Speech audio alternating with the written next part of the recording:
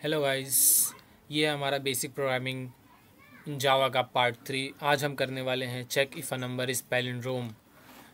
आज मैं सिखाऊंगा आपको कि पैलिंड्रोम क्या होता है और कैसे हम पैलिंड्रोम फाइंड आउट कर सकते हैं अपने जावा के लॉजिक, मतलब जावा में जो हम लॉजिक लिखेंगे उसके हेल्प के थ्रू हम कैसे अपना पैलिंड्रोम नंबर फाइंड कर सकेंगे। सबसे पहले तो हमें ये जान लेना ज़रूरी है कि एक पैलिंड्रोम क्या होता है, पैलिंड्रोम नंबर क्या होता है।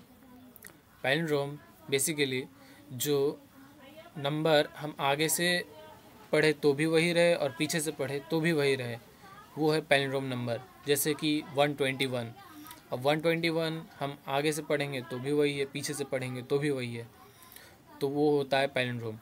अभी हम इसे फाइंड आउट करते हैं अपने लॉजिक के हेल्प से। ये हमने जो अपना लॉजिक बिल्डिंग सीरीज़ का पैकेज बनाया था, सबसे पहले वाला वीडियो अगर आपने नहीं देखा होगा तो वो भी आप चेकआउट कर सकते हैं, जिसमें हमने फॉर लूप सीखा है और उसमें हमने प्राइम नंबर फाइंड आउट किया है। अभी मैं आपको पैलिंड्रोम सिखाने जा रहा हूँ, तो क्लास बना लेते हैं, एक मेन मेथड ऐड करते हैं, इसके अंदर फॉर्मेट सही करते हैं। हम सबसे पहले तो नंबर ले लेते हैं 121।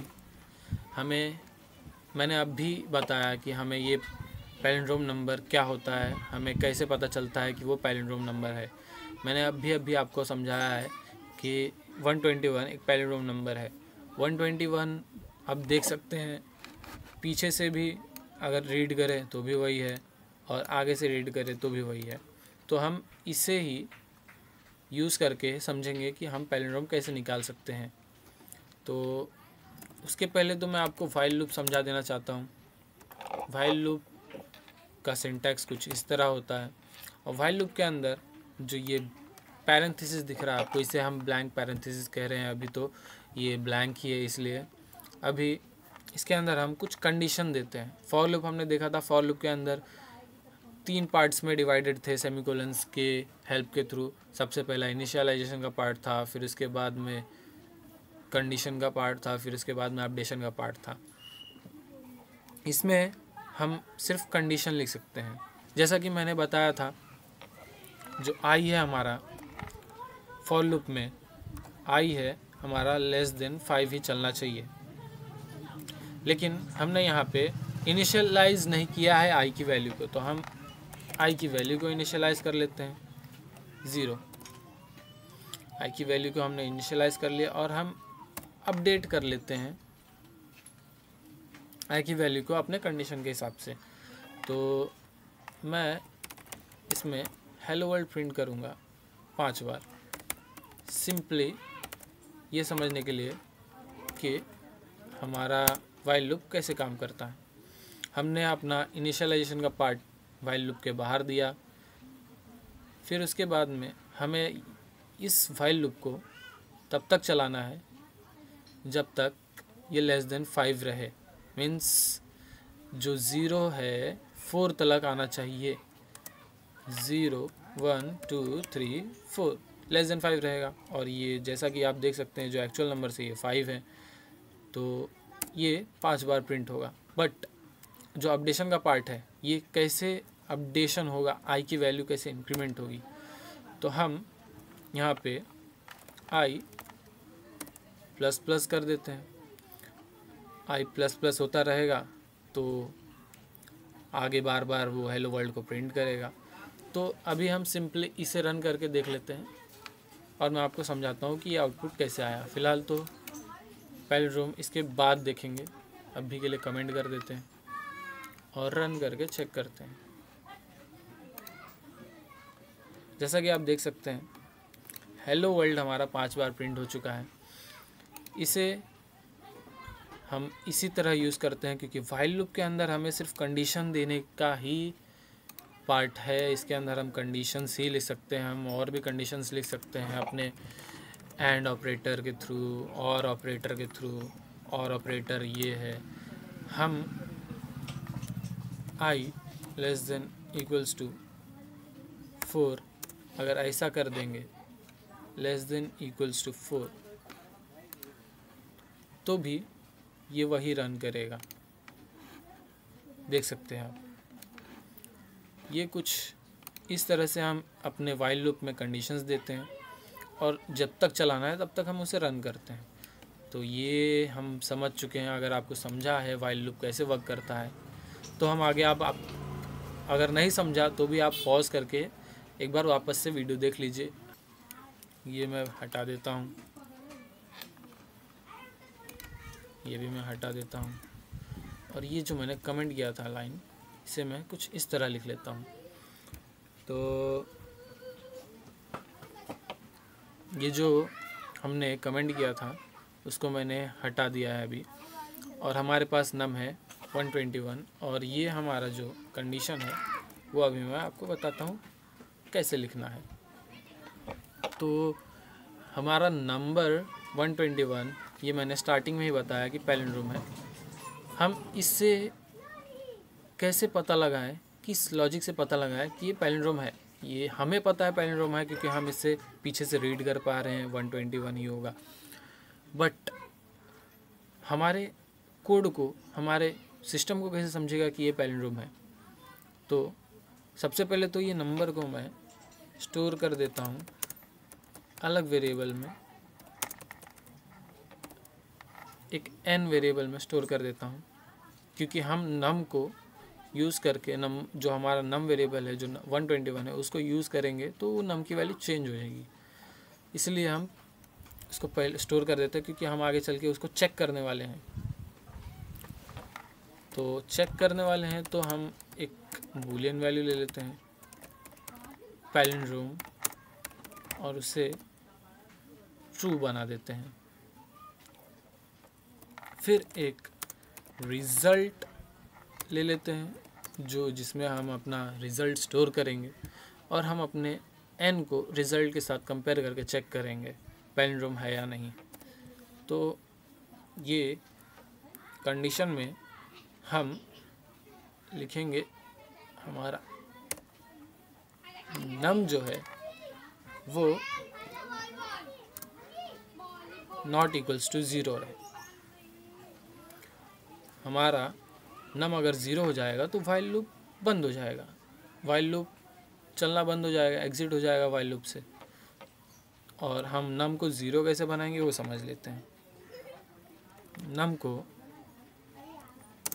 हम डिवाइड बाय 10 करेंगे और वो वैल्यू कम होती रहेगी। मीन्स अब हमारे पास 121 है, अगर हमने 121 को 10 से डिवाइड कर दिया तो हमारा वैल्यू कम हो जाएगा। हम ऊपर अगर उसका कोशेंट देखें तो आ जाएगा 12 आ जाएगा कोशेंट, और रिमाइंडर आ जाएगा हमारा 1। तो रिमाइंडर हम उसके पहले ही एक रिमाइंडर निकाल लेते हैं, और रिमाइंडर निकालने के लिए मैंने आपको सबसे पहली वीडियो में ही बताया है कि हमें मॉड्यूलस ऑपरेटर का यूज़ करना पड़ता है। तो रिमाइंडर आ जाएगा, रिमाइंडर हमारा यहाँ स्टोर होगा रिमाइंडर में। अब हम जो रिज़ल्ट स्टोर करेंगे वो कुछ इस तरह से लॉजिक है। हम अपने लॉजिक को इस तरह से लिखेंगे। ये मैं आपको अच्छे से समझाऊंगा ड्राई रन करके ये लॉजिक क्यों यूज़ हो रहा है। अभी मैं आपको ऊपर से बता देता हूँ कि ये क्या काम कर रहा है। जो रिमाइंडर है, जो हम 121 को, हमारा नम को 10 से डिवाइड करके जो मॉड्यूलस के हेल्प से हम अपना रिमाइंडर निकाल रहे हैं, रिमाइंडर की वैल्यू यहाँ पे 1 स्टोर हो रही है। फिर जो रिमाइंडर की वैल्यू 1 स्टोर हो रही है उसे हम रिज़ल्ट में भी स्टोर करेंगे, बट कुछ इस लॉजिक की हेल्प से। जो हमारा रिज़ल्ट है उसको हमने 0 रखा है, इनिशियली 0 रखा है। तो 0, ये 0 इंटू 10 होगा, जब मल्टीप्लाई होगा 0 10 के साथ में तो वैल्यू 0 ही रहेगी। और जब रिमाइंडर प्लस होगा, 0 प्लस 1 होगा, तो ये वैल्यू 1 हो जाएगी, मीन्स इसमें 1 स्टोर हो गई, वैल्यू 1 स्टोर हो गया हमारा रिज़ल्ट में। फिर उसके बाद में जो नम है हमारा, हम उसको डिवाइड करेंगे तो वैल्यू यहाँ पे जो है वो 12 रहेगी। अब ये 12 जो है वो नॉट इक्वल्स टू 0 है ना, 0 यहाँ पे 12 है और यहाँ पे 0 है, तो ये कंडीशन तो ट्रू है ना कि 12 इज़ नॉट इक्वल्स टू 0। तो फिर वापस से वो लूप रन करेगा, फिर वापस से लूप रन करेगा। हमारा रिमाइंडर पहले 1 था, अब हमारा जो 12 डिवाइड होगा और ये जो है रिमाइंडर आ जाएगा 2, तो यहाँ पे 2 स्टोर हो जाएगा, यहाँ पे 2 स्टोर हो गया। अब हमारा यहाँ पे पहले से ही 1 स्टोर है, तो 1 इंटू 10 करेंगे तो वो 10 हो जाएगा, 10 प्लस 2 मीन्स 12 हो जाएगा। तो रिज़ल्ट में हमारा वैल्यू स्टोर हो जाएगा 12। अब ये जो था हमारा, इसमें क्या स्टोर होएगा, हमारा 12 डिवाइड बाई 10 होगा, तो हमारे पास वैल्यू 1 आएगी, 1 इसमें स्टोर हो गया। 1 अब यहाँ वापस से चेक करेगा, 1 नॉट इक्वल्स टू 0, यस, तो फिर वो वापस लूप के अंदर आएगा और रिमाइंडर निकालेगा। 1 को 10 से डिवाइड करके हमारा रिमाइंडर हो जाएगा 1। 1 को 10 से डिवाइड किया तो रिमाइंडर 1 ही आएगा, फिर 1 यहाँ पे स्टोर हो गया। अब ये हमारा 12 स्टोर था रिज़ल्ट के अंदर, तो 12 इंटू 10 होगा तो वैल्यू हो जाएगी 120, और 120 प्लस 1 होगा तो आंसर हो जाएगा 121, और रिज़ल्ट में 121 स्टोर हो जाएगा। फिर उसके बाद में ये हमारे पास नम था 1 को अगर हम 10 से डिवाइड करेंगे तो कोशेंट हमारा क्या आएगा, ऑब्वियसली 0 रहेगा, तो ये जो है 0 हो जाएगा नम। और यहाँ पे आके वो चेक करेगा 0 नॉट इक्वल टू 0 है क्या, नहीं, ये तो इक्वल हो गया, ये भी 0 है, ये भी 0 है, ये तो इक्वल हो गया, तो ये कंडीशन हमारा फॉल्स हो गया, तो फिर ये व्हाइल लूप के बाहर आ जाएगा। तो मैंने आपको ऊपर से ये चीज़ें क्लियर कर दी होगी। अगर आपको नहीं समझा तो आप एक बार वापस से वीडियो रिपीट करके देख सकते हैं। आप अगर मेरा वीडियो स्लो लग रहा है, मैं काफ़ी स्लो जा रहा हूँ, तो आप फास्ट करके भी देख सकते हैं, आपके ऊपर डिपेंड करता है, आपको लॉजिक समझना ज़रूरी है। अब हम जो हमारा इस पैलिन था, वो इस पैलिंड्रोम जो मैंने लिया है ट्रू, उसको मैं बाद में यूज़ करके बताऊंगा। पहले तो मैं इस रिज़ल्ट में क्या स्टोर हुआ है वो आपको प्रिंट करके दिखा देता हूँ। तो हमारा रिज़ल्ट जो है वो मैं आपको रन करके बता देता हूँ। 121 हो गया। तो ये है हमारा लॉजिक पैलिंड्रोम फाइंड करने का। अब हम कंपेयर करके चेक करेंगे पैलिंड्रोम है या नहीं है। अगर ये नम की वैल्यू तो हमने इसमें स्टोर कर दी है, और ये नम का वैल्यू अगर हम देखें तो चेंज हो गया रहेगा। अगर मैं नम को प्रिंट करूं तो वो 121 नहीं रहा होगा, वो ऑब्वियसली 0 बन चुका है। इसलिए हमने पहले ही नम को n में स्टोर कर लिया ताकि हम n से अपना रिज़ल्ट कंपेयर करके चेक करें। तो हम इफ़ एल्स स्टेटमेंट का यूज़ करेंगे और हम अपना n चेक करेंगे कि n इक्वल्स टू रिज़ल्ट है या नहीं। अगर इक्वल है दोनों तो फिर जो इस पैलिंड्रोम है वो ट्रू ही रहेगा। और नहीं है इक्वल तो वो फॉल्स हो जाएगा। अब हम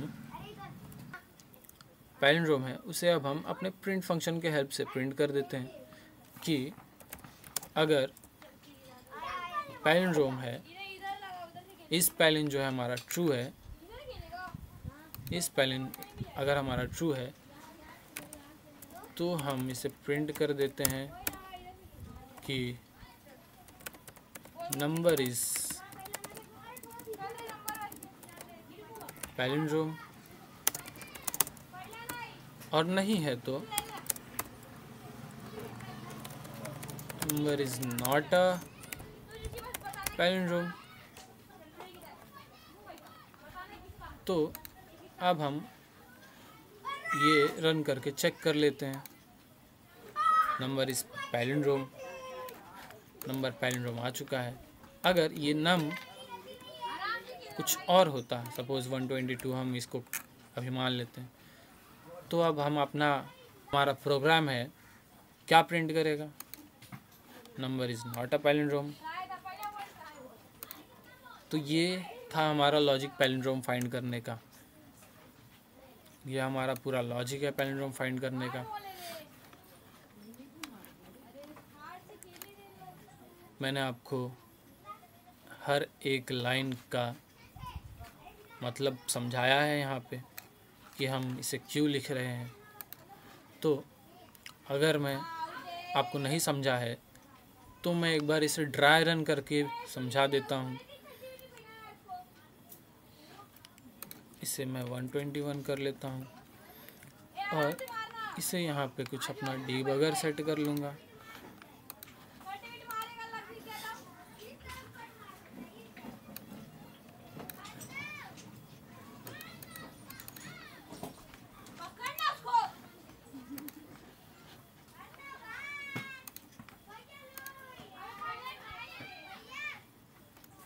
अब यहाँ पे वैल्यू बदलते हुए आप देखेंगे जो भी मैंने आपको स्टार्टिंग में लाइन बाय लाइन समझाया था आपको हर एक लाइन का मतलब, अब मैं आपको रन करके बताता हूँ। नम हमारा 121 है, यहाँ पे देख सकते हैं 121।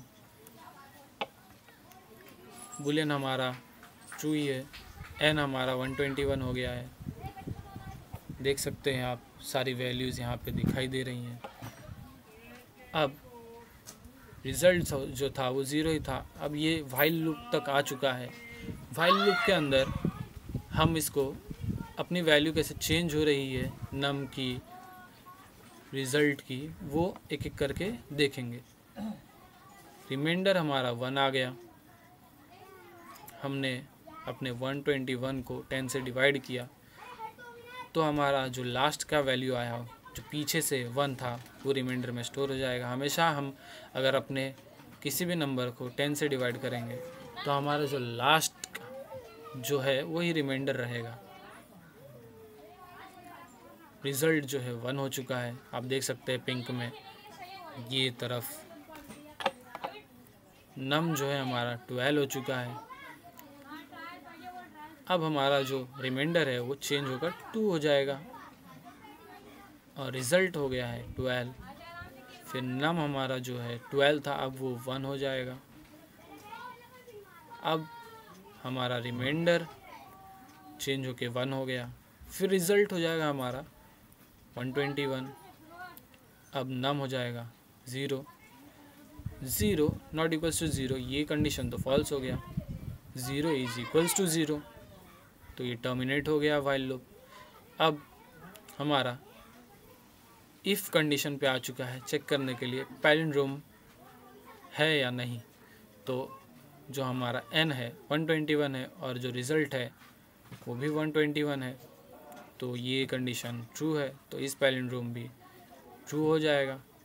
फिर उसके बाद में ये हमारा इस पैलिन पे आ जाएगा, इस पैलिंड्रोम पे। ये हमारा उसके बाद इस पैलिंड्रोम पे आ जाएगा। फिर वो प्रिंट करेगा नंबर इज़ पैलिंड्रोम। तो गाइस, हमने इस वीडियो में हमारा number is a palindrome cover कर चुका है। हमने देख चुका है कि लॉजिक हमारा कैसे पैलिंड्रोम निकाल कर देगा। आप बने रहिए, मैं और भी टॉपिक्स और भी आगे के क्वेश्चंस सॉल्व करूँगा और भी अपनी वीडियोस अपलोड करते रहूँगा। आपको पसंद आया तो चैनल को सब्सक्राइब कर लीजिए और बने रहिए। Thank you.